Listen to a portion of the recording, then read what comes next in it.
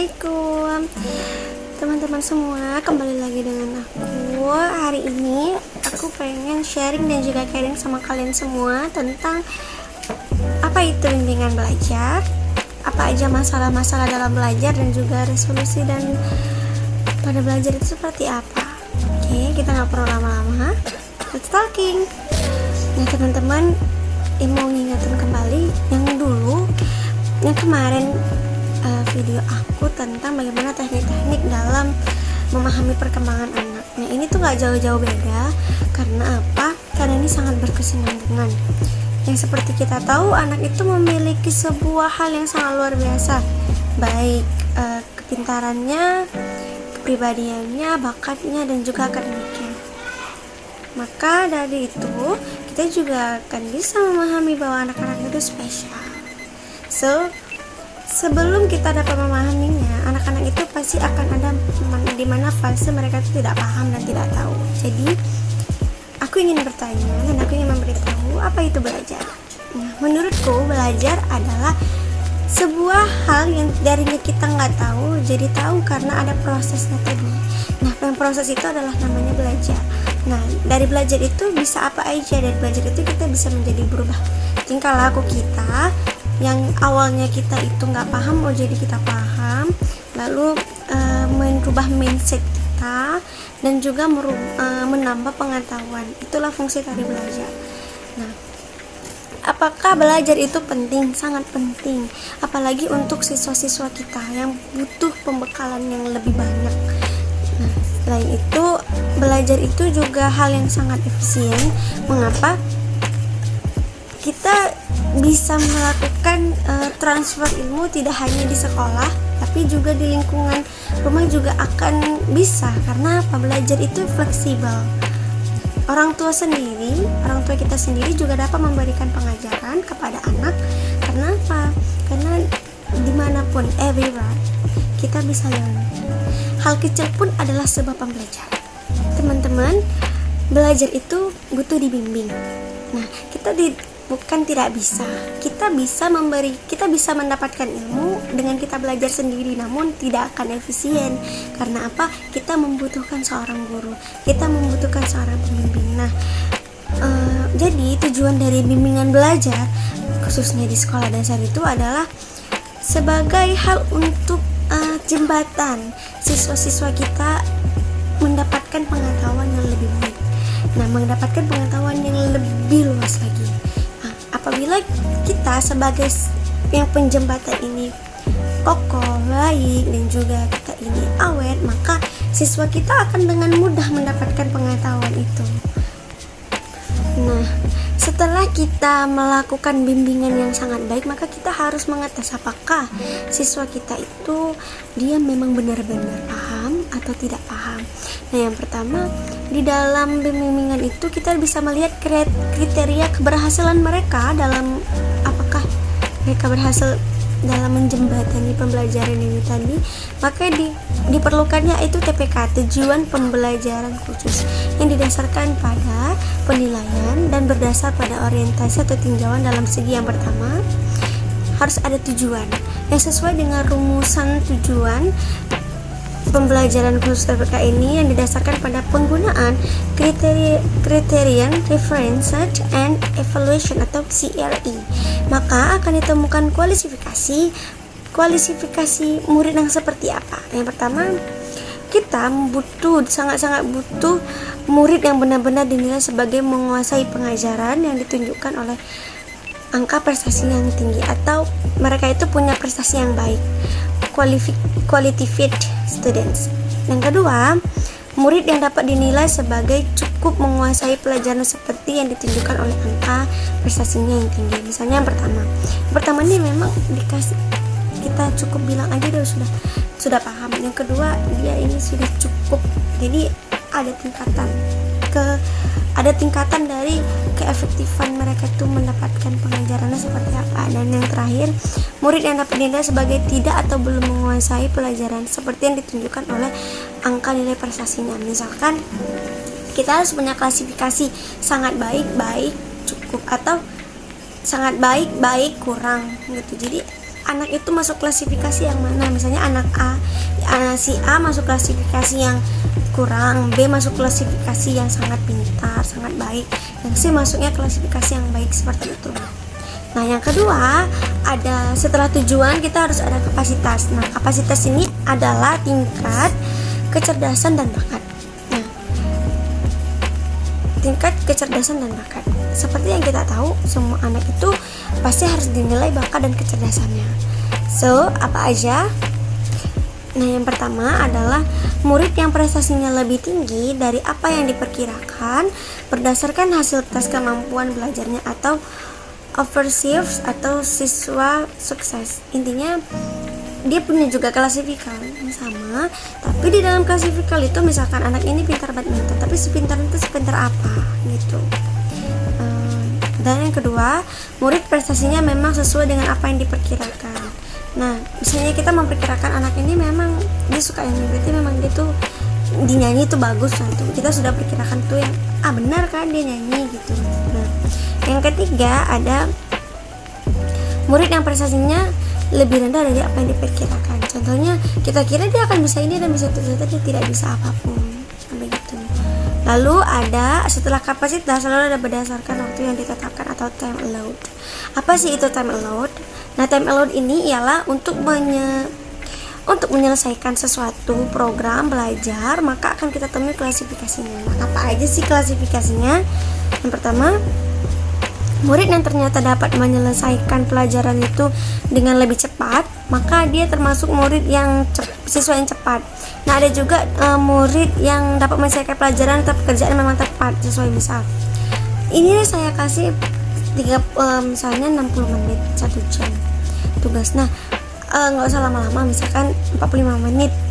Nah, yang siswa C dia waktu 30 menit sudah selesai. Nah, kalau yang siswa yang tadi klasifikal yang cukup, maka siswa yang misalnya A itu dia pas 45 menit baru dikumpulnya. Nah, ada juga yang terakhir klasifikalnya, yaitu siswa yang kelebihan mengumpulkan jawabannya. Nah, itu termasuk dalam siswa yang lambat. Nah, setelah berdasarkan waktu atau time allowed, ada juga dengan menggunakan no reference atau PN, di mana prestasi seorang siswa berdasarkan teman sepermainannya. Nah, seperti kita tahu, siswa-siswa kita itu pasti punya teman sepermainan, dan teman sepermainannya ini dapat kita lihat bahwa dia seperti apa, apakah baik atau tidak baik, seperti itu. Jadi, nah, kita bisa melihatnya dengan ada klasifikalnya lagi, yaitu dia apakah si anak ini tergolong kepada siswa-siswa yang mau belajar, berarti dia merupakan siswa yang unggul, atau dia hanya mau berkumpul dengan siswa yang biasa-biasa saja, berarti dia ya siswa biasa, atau dia maunya bergaul dengan siswa yang bodoh-bodoh saja, berarti dia siswa yang lambat atau tidak pintar. Nah, setelah kita ke bimbingan belajar, maka kita ke apa saja masalah-masalah yang dihadapi oleh siswa-siswa kita dalam pembimbingan belajar ini. Masalah-masalah yang timbul dengan semua siswa itu ada yang dapat menghambat pembelajaran, ada yang mengganggu aktivitas kelas dan lain-lain sebagainya. Ada yang tidak mengganggu sama sekali namun mengganggu psikis.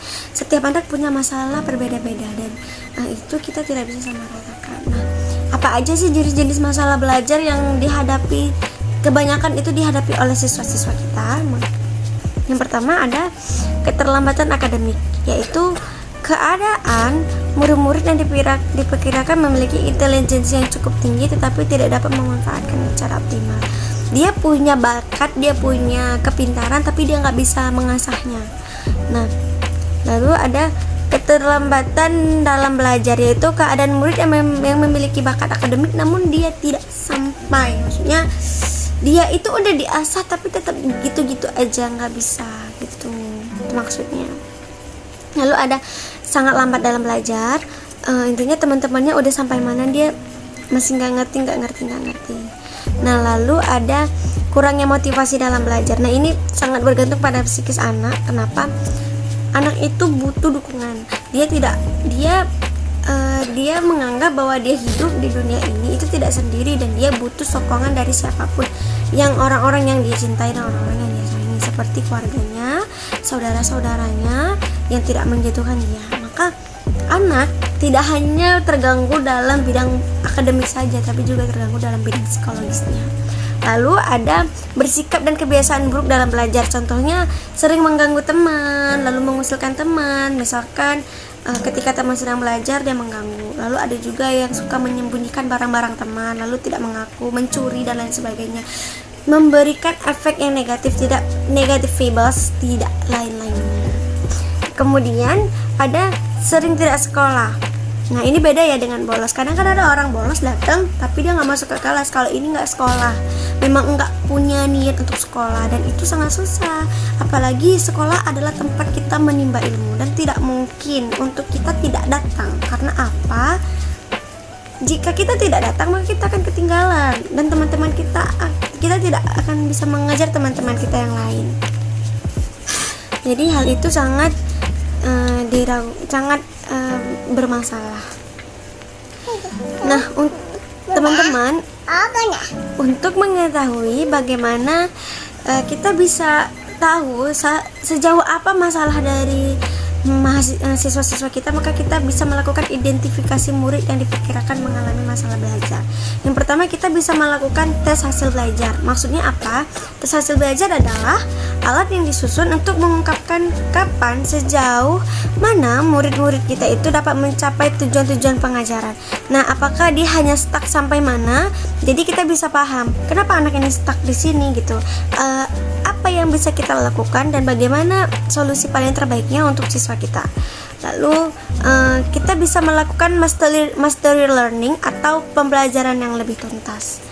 Kemudian yang kedua ada tes kemampuan dasar. Apa itu tes kemampuan dasar? Tes kemampuan dasar atau kecerdasan tertentu. Tingkat kemampuan ini biasanya diukur untuk diungkapkan menggunakan tes kecerdasan yang sudah baku. Jadi kita bisa melihat anak-anak itu tingkat kapasitas pintarnya itu semana. Apakah dia lebih tinggi atau lebih rendah, dan bagaimana dari situ kita bisa mencari solusinya. Apa hal yang paling terbaik untuk siswa kita, karena kita tidak mau dia itu merasa tersisihkan hanya karena dia tidak sepintar teman-temannya. Kemudian ada skala sikap dan kebiasaan belajar. Nah, skala sikap dan kebiasaan belajar ini merupakan salah satu faktor yang penting dalam belajar. Mengapa penting? Karena sebagian dari hasil belajar ditentukan oleh sikap dan kebiasaan. Nah, kalau sikapnya rajin, maka anak itu akan senang belajar. Tapi kalau sikapnya malas, maka anak itu tidak akan suka belajar, dan itu akan mengganggu hal-hal yang lain dan bisa merusak masa depannya. Karena anak yang tidak diperbaiki sikap belajarnya yang buruk, maka itu akan berdampak pada masa depannya. Dia tidak akan mungkin terus-terusan sekolah, dia tidak akan mungkin terus-terusan tidak naik kelas, dan tidak akan mungkin dia terus-terus ketinggalan kalau dia tidak memperbaiki kebiasaan dalam belajarnya. Jadi kita sebagai seorang guru bisa mencari solusi dan berusaha untuk siswa kita bagaimana caranya skala belajar ini dapat berubah menjadi lebih baik, dan skala belajar ini dapat menjadi hal-hal yang kita bisa data-data untuk siswa kita yang bermasalah, dan kita dapat membantu siswa kita untuk keluar dari permasalahan ini. Nah, sekarang dari setiap masalah itu pasti ada faktor-faktor penyebab yang terjadi pada belajar. Nah, yang pertama, setiap masalah itu punya beberapa faktor. Kenapa, penyebabnya apa ini bisa jadi masalah. Jadi yang pertama itu ada masalah belajar yang dapat timbul dari berbagai sebab yang berlainan. Maksudnya sebab yang berlainan adalah seperti ini. Dinda memiliki masalah pada hitung menghitung. Dia sukar untuk menghitung jumlah benda. Nah, sedangkan Dina memiliki masalah yaitu dia tidak mampu membedakan angka. Nah, berarti permasalahan mereka adalah sama-sama pada angka dan matematika. Nah, begitu. Nah, jadi kalau misalnya punya masalah, mereka itu memiliki permasalahan yang sama, mempunyai sebab yang berbeda, tapi kesalahannya itu sama. Nah, yang kedua ada sebab yang dapat timbulkan dengan masalah yang berlainan. Nah, sebab masalah yang tadi sebab, nah kalau yang ini Kalau yang ini masalah yang berlainan, misalnya Ana dan Ani memiliki keluarga yang memang positif vibes. Mereka memiliki mereka sama-sama memiliki mereka sama-sama diperintahkan dengan keluarganya untuk belajarnya itu harus tekun, harus ini. Tapi bedanya kalau misalnya Ana, keluarganya itu mendukung dengan cara memberikan les, dukungan dari keluarga yang penuh. Maka dari itu dia termotivasi untuk lebih sering belajar lagi. Nah, kalau misalnya Ani, dia keluarganya itu tidak peduli dengan kesibukan masing-masing, sehingga dia tidak punya dorongan dan sokongan. Nah, lalu ada yang ketiga. Nah, yang ketiga adalah sebab-sebab masalah belajar yang dapat saling berhubungan antara yang satu dengan yang lainnya. Kadang-kadang masalah belajar yang dihadapi seorang murid tidak timbul dari satu sebab saja. Nah, misalnya pembulian karena kita kekurangan sesuatu. Contohnya teman kita terkadang kan ada memiliki kekurangan, namun teman-teman yang lain itu senang mengolok, bahkan ada juga guru yang mengolok. Maka dari itu membuat siswa ini tidak ingin ke sekolah lagi dan membuat dia tidak mampu untuk belajar lagi, dan itu harus sangat-sangat dihindari. Nah, maka dari itu faktor-faktor yang dapat kita lihat adalah terbagi menjadi beberapa bagian. Maka akan saya sebutkan. Jadi faktor-faktor yang tadi itu menurut garis besarnya terbagi dua. Ada faktor internal dan faktor eksternal. Internal itu adalah faktor dari dalam diri, sedangkan eksternal faktor dari luar. Internal itu paling ketika fisik, misalkan daya penglihatan kita, pendengaran kita, atau enggak bagaimana ketika orang sedang sakit itu tidak akan pernah fokus untuk belajar. Nah, sedangkan kelemahan-kelemahan secara mental, psikis kita yang kurang, dan batin kita yang lemah, kita tidak punya dorongan. Nah, itu ternyata ada. Seperti kalau gangguan fisik itu lebih ke fisik kita, lalu ada kelemahan-kelemahan di mental kita, kemudian ada kelemahan-kelemahan yang lain seperti kita insecure dengan keadaan-keadaan teman-teman kita. Nah, lalu ada dari faktor eksternal, yaitu faktor dari luar, dari lingkungan. Jika lingkungan kita tidak mendukung kita, maka itu akan merusak juga faktor internal kita. Misalkan kita ini sudah sangat-sangat kita pintar misalkan, tapi hanya ada satu kekurangan dari diri kita yang membuat lingkungan kita itu mengolok, maka itu akan menjatuhkan mental kita. Nah, ketika kita tidak pintar, namun kita berusaha tapi diolok oleh orang sekitar, maka itu akan menimbulkan sesuatu hal yang membuat kita tidak mau belajar. Nah, apa sih upaya-upaya kita dapat bantu sebagai seorang konselor? Yang pertama adalah kita dapat melakukan pengajaran perbaikan. Pengajaran perbaikan itu adalah seperti kita membuat seperti private, kita ulang lagi kepada siswa kita yang kurang agar mereka itu bisa paham dan bisa mengajar teman-temannya. Lalu yang kedua ada kegiatan pengayaan, seperti kita memberikan tugas lagi, diulang lagi, memberikan tugas lagi agar mereka itu bisa paham. Kemudian ada kita harus peningkatan motivasi belajar.